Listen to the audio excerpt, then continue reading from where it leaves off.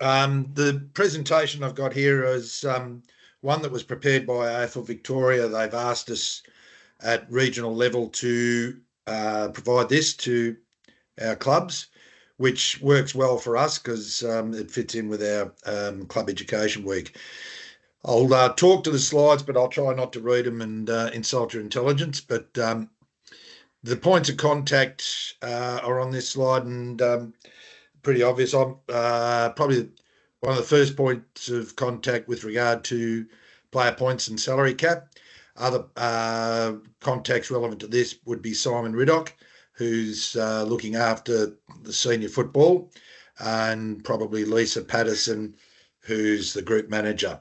Moving inward, we'll start with player points. Now, the objective's pretty obvious. We're trying to, well, sorry, when I say we, this was a program, the CCSP was developed by the AFL Victoria back in 2016-17 with some clear objectives. And with the points, they felt it was something which was important to distribute the good players more evenly rather than all going to one or two clubs, encourage player loyalty and assist in equalisation. With regard to the individual player points entries, there's a couple of different ways that they will be updated each year. For existing players who were with you last year, their points will roll over. Whatever points they played under last year will roll over. If they were multiple point players, then we will go through and reassess them to see if they qualified for a 1 point reduction for a season of service. So they get a season of service reduction if they played a minimum of 5 games in the seniors or reserves. If they were still eligible for under 18s, though, the games played to warrant a reduction had to be in seniors only and not reserves. I've got a spreadsheet with all the players we've gone through that qualify for the point reduction. We will apply those as we go through. We can't do it until they've registered, but once we do it, once they register, we will make sure that their reduction applies. If you see a player that you think should have got a reduction and hasn't, please make sure you let us know before they play so we can have a look at it for you. If they were 1 point players last year, they'll just roll over. We won't have to do anything with them. They'll just stay as one. New players coming to you, so who are coming obviously from another club, we will assess them. As I say, now that registrations are coming in, we'll be continually monitoring the Play HQ sites. So that'll start ramping up now. I've already done a few, but be ramping up now a bit more to make sure that we identify any new players, assess them according to their playing history on that Play HQ, and apply their points accordingly.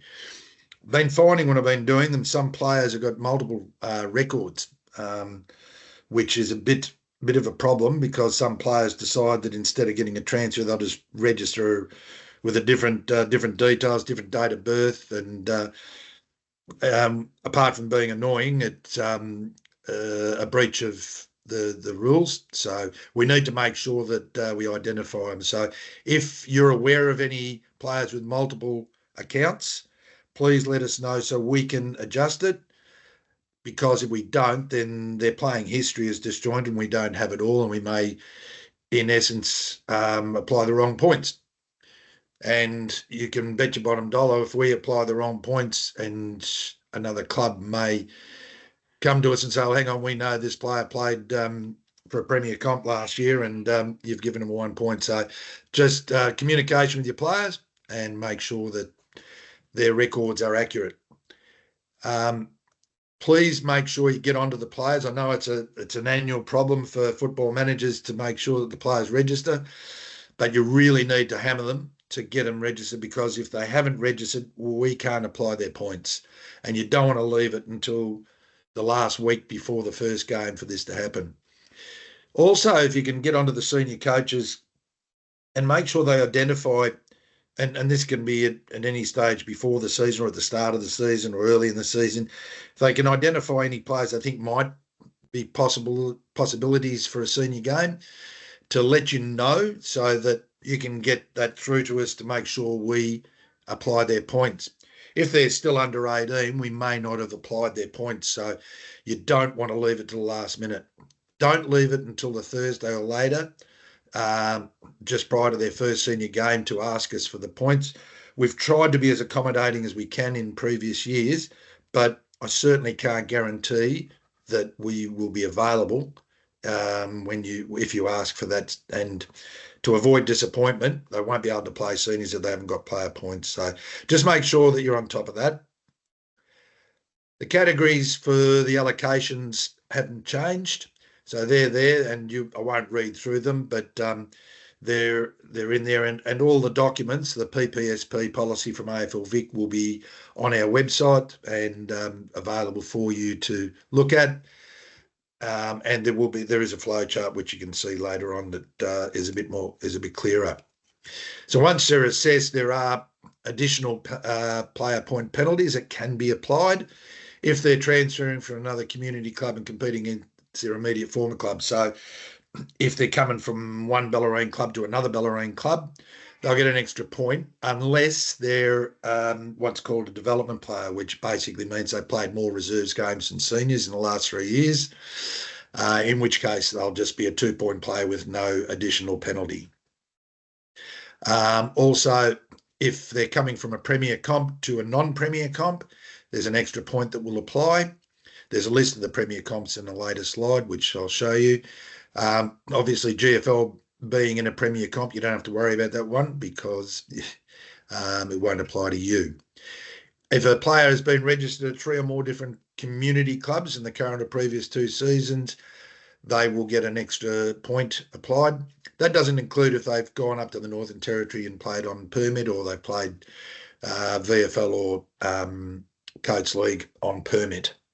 It's only if they've sort of transferred, which has resulted in them being at 3 clubs in 3 years. Deductions, as I said before, the season of service will be given for the 5 senior reserve games. Where a player qualifies in more than one category based on their playing history in the previous 3 seasons, the category with the highest points will apply. So hence the use of the flow chart. So if in the last 3 years they played 5 VFL games in any one season, they're a 5-pointer regardless of what league they're coming from. If they've played at 3 or more community clubs, there will be additional points applied as well. The junior line clubs, there's been a revised rule there that occurred last year, whereby more leagues where clubs don't have junior programs form an alignment or an MOU with another club. So it probably doesn't apply to us too much, except we've got Geelong West, who have got the multiple senior clubs whereby they have an MOU in place so that there is an agreement with regard to the application of points for those players coming out as home players if they meet the criteria. Also with Northern Stars and Corio and North Shore. Premier comps, the Metro Leagues, the VAFA Premier Division, and in each region, the AFL Vic have identified a league within each region that is classified as a Premier League. And in our region, of course, it's the Geelong Footy League. This is a flow chart. I won't read through it, but it is pretty good because it gives you a quick check. Having said all that I've said so far, you've got all these things which will help you identify and assess players that you're looking at potentially getting.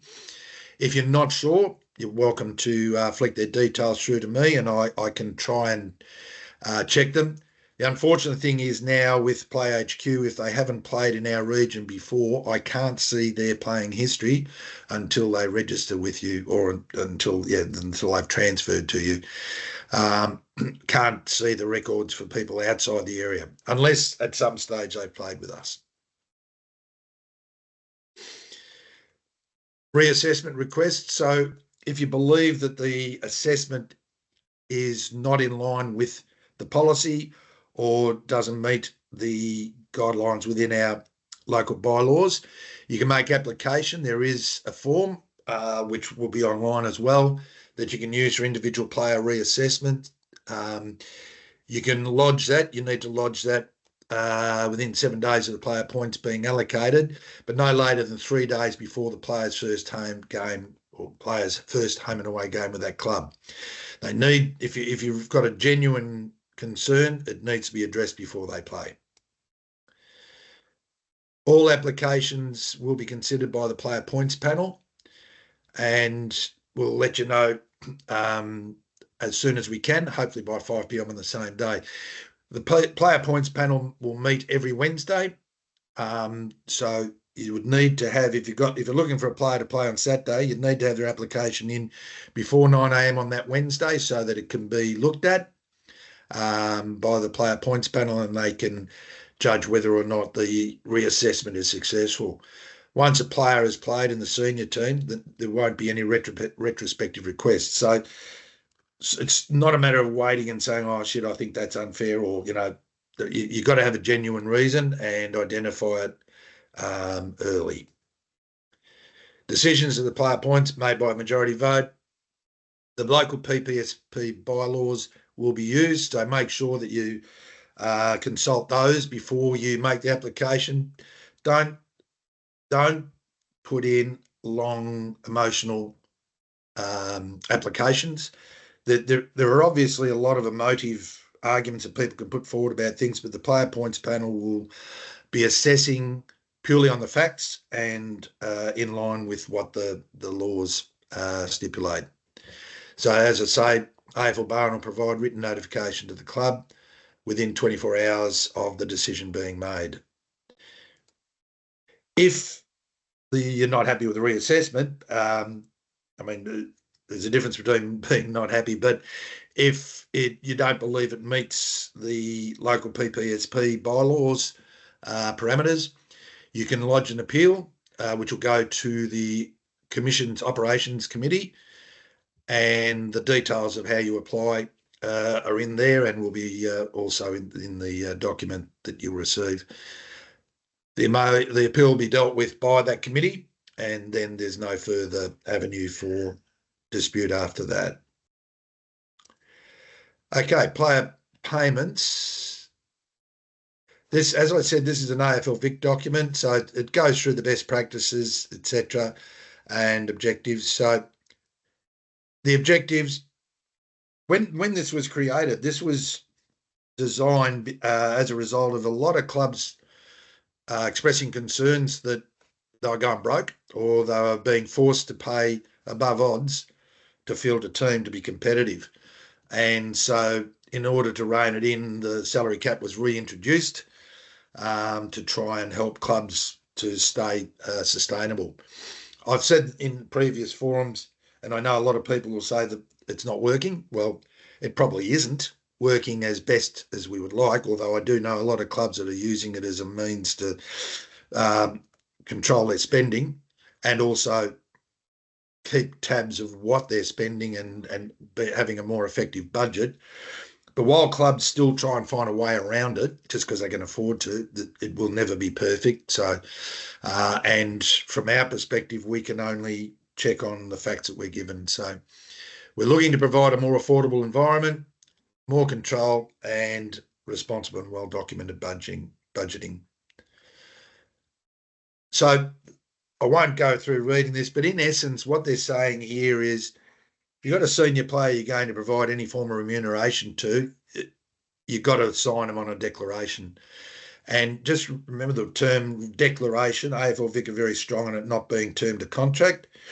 They quote a lot of things that are way above my head with legalities, but their legal team would advise them that it can be used against you, or against the player if it comes as a contract in form of employment. So it's important that the declarations are used to make sure and make sure all parties have got copies. A number of times we've had players wanting to move and appeals have taken place, and the player is saying, the club's saying a contract, and the player hasn't got a copy of the contract. It's really important that all parties have a copy of the declaration so that, if required, it can be drawn upon. If any amendments are made during the course of the season, which has happened at times when the club feels like they're tracking over budget, they may make an arrangement with a player to reduce their weekly payments.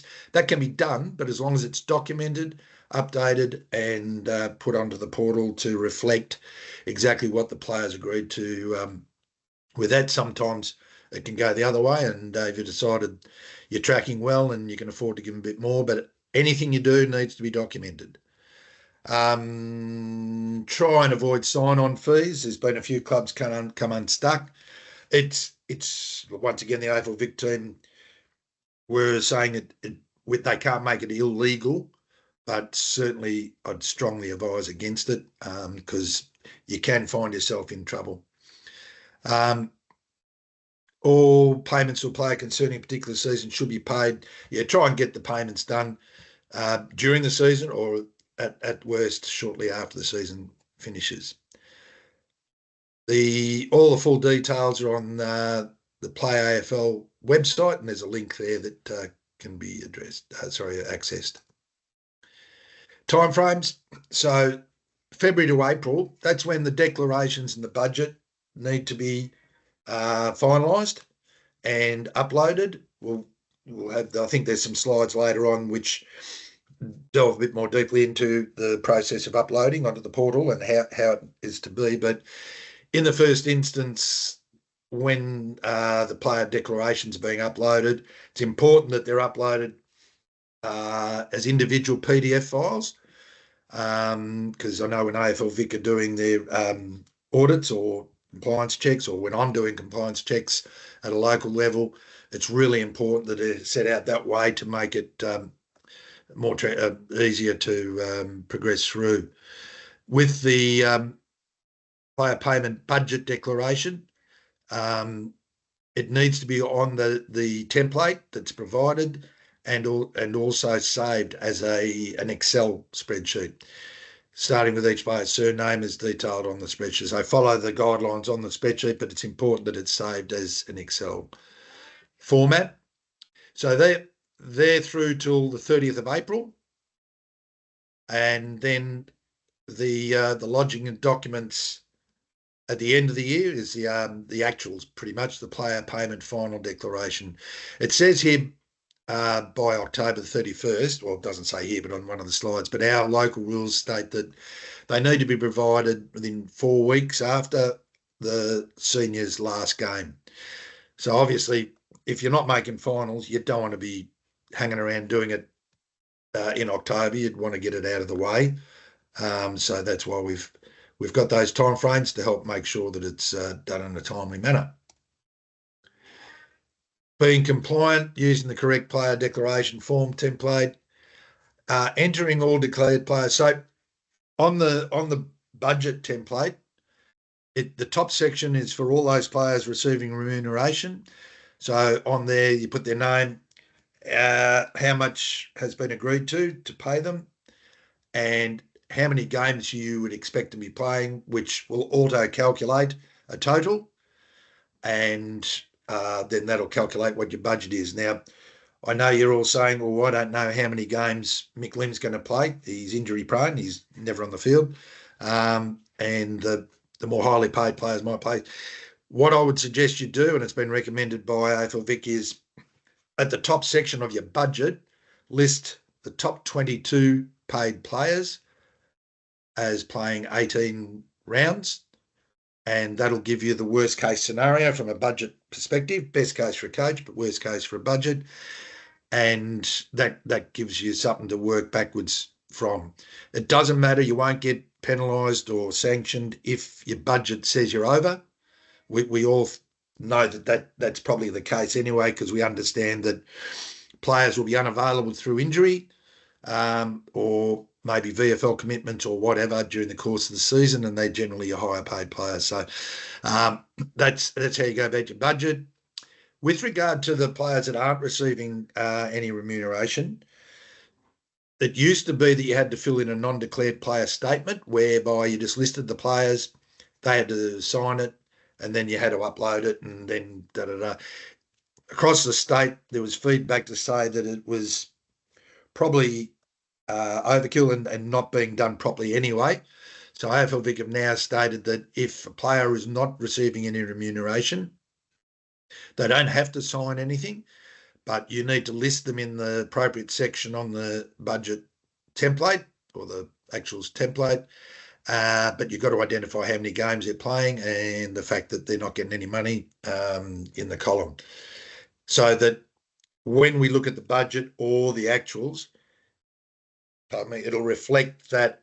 And I know this example says 21 players by 18 games. Well, we've got 22, which adds up to 396. So at the bottom in the total, it's got to reflect 396 games worth across the season and who's played in those games. Because when it's cross-referenced, it'll be cross-referenced to Play HQ.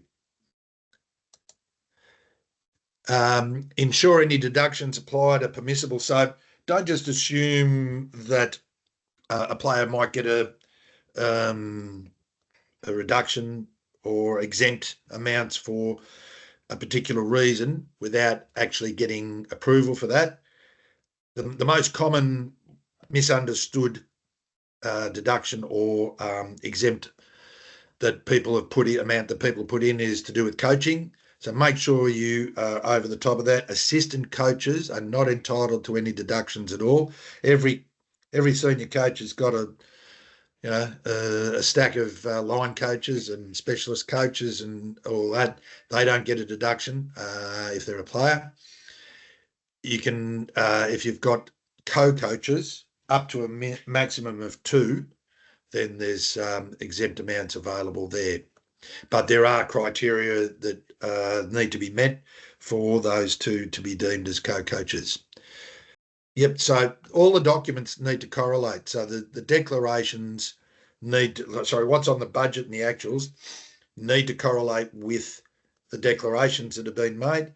So if a player's signed to say he's getting $100 a game, you can't have him on the spreadsheet saying he's getting paid $50 a game. Otherwise, then that is classified as a breach and it'll be followed up. Club-related expenses. So make sure on the spreadsheet there is a section down below. We'll run through the template shortly, but where you have the ability to put in extra payments that have been made. You might have paid club memberships for particular players as part of their agreement. They're for some apparel or function costs or anything like that. If you're doing that, make sure it's covered off in the declaration as well, because sometimes I've actually seen it in the budget or the actuals, but it doesn't reflect that in the player's declaration. So whatever you're going to provide for them, make sure it's all documented everywhere. Lodge all player declarations within 14 days of the first scheduled game within the document portal. Obviously, there'll be some players who'll come to you after that, but you need to get them in that time frame before they play their first game. When in doubt about what should be included or excluded, make sure you seek. First of all, check the documents, and if you're not sure, still check with us, and we'll put it to the Ops Committee for them to provide a ruling. So this is the current player declaration format. It only got approved at the end of last year. So that is going forward the only declaration template that is to be used. Now, understanding 90% of you probably signed a fair bit of your list before Christmas, the previous standard declaration form is still acceptable for this season only. So you need to have your players signed on either one of those 2 templates. If they're not, and you can put your club head, club name at the top, but you can't include anything that's in conflict with what's in these declarations, and you can't call it a contract. So if you've got any players signed on a non-compliant declaration form, then you would need to go back and redress that. And this is just going through the template for the budget or the actuals. So that's the top section. Then you go down to the next section where they're not getting paid. Then you get the extra payments, coaching payments, exempt payments. And then it self-calculates at the bottom. Now, previously, it was required that these documents got signed off, but Unfortunately, having to sign them off, it meant clubs were uploading PDFs, which didn't allow us or AFL Vic to cross-reference effectively. So what they're saying is now upload the Excel spreadsheet. Doesn't matter if it's not signed. It's more important to get it because you're confirming by uploading it that the club has agreed to this document. It will also be good to have, advised to have a signed document in your own records if you're ever challenged. So then it goes on to there's advice and resources about uploading the documents onto the portal. Every club has got somebody who's been nominated to do that. Those club people have been provided with login accessibility according to the email address that they've provided. If you have somebody different doing it or they've changed their email address, please let me know, because then I will have to amend that on the portal. No, you can't do it from your end. Also, noticed some clubs inadvertently uploaded documents to the wrong year, because I think it was actually defaulting to 2024 from what AFL Vic was saying. You don't have the ability to delete that, but you can certainly re-upload it. But let me know if you've inadvertently uploaded it to the wrong year, and I can get in and delete it for you. So the integrity program is probably the next step, which you've done all your work, which is great. Now, unavoidably, there will be mistakes made, or there may be stuff missing or whatever. What's been found over the past few years through audits at state level is that there's probably been mistakes made that quite often can be human error or just a lack of knowledge. So it was found that we needed to be more active in doing compliance checks rather than just sort of ticking off the fact that you said you uploaded it and it's there. So now our job, and probably mine mainly, between April and July is to go through everybody's portals to make sure that what you've uploaded corresponds to, with declarations to budgets, etc., and identify any areas that may need to be fixed up before they become an issue. So it's predominantly at that stage my role to get back to you and say, hey, this declaration doesn't match what you've put on your budget. Can you explain that or fix it up? You've got player listed here, but he hasn't got a declaration uploaded. Can you fix it up? Or try and resolve, so we can resolve those things well and truly before the end of the season and it becomes a potential issue. So it just lists some of that stuff there, that reasons why, and it'll help us to help you. They're the learnings that they had, probably cross-referencing with what I said. Creative coaching arrangements where some are trying to create loopholes. And this scenario caused many issues, incorrect exemptions added to reduce overall payments, etc. So they need to be ironed out and nutted out well before it gets too late, and that we've got everything uploaded properly before the end of the season. Training and education being made available. That's what we're doing here. Aspiration by 30th of July. I will hopefully have had a chance to get through all 42 clubs, making sure that I've communicated any issues that may need to be fixed up. The grand final, all the grand finalists will be reviewed by AFL Vic. So before that goes to review, we've got to try and make sure that everything's in order there for you. Those that were grand finalists from last year would know that AFL Vic did undertake those and communicated a few areas that needed fixing up, which I'm pleased to say went through no worries, and all the documentation was approved as being compliant by AFL Vic at the end. We may conduct further compliance checks or reviews or audits if there is credible advice provided to us that what has been recorded by a club on their portal isn't necessarily the complete story, and in that instance a club may be identified as requiring further investigation. What next? Get all declarations signed before players receiving payments, and make sure their declarations are up to date and uploaded within the timeframes. Update the club budget declaration, as I said before. The person who's responsible for uploading to log into the portal and upload the documents. If you have any problems with the portal, contact us straight away or refer to the resources that were in this presentation, but also will be online.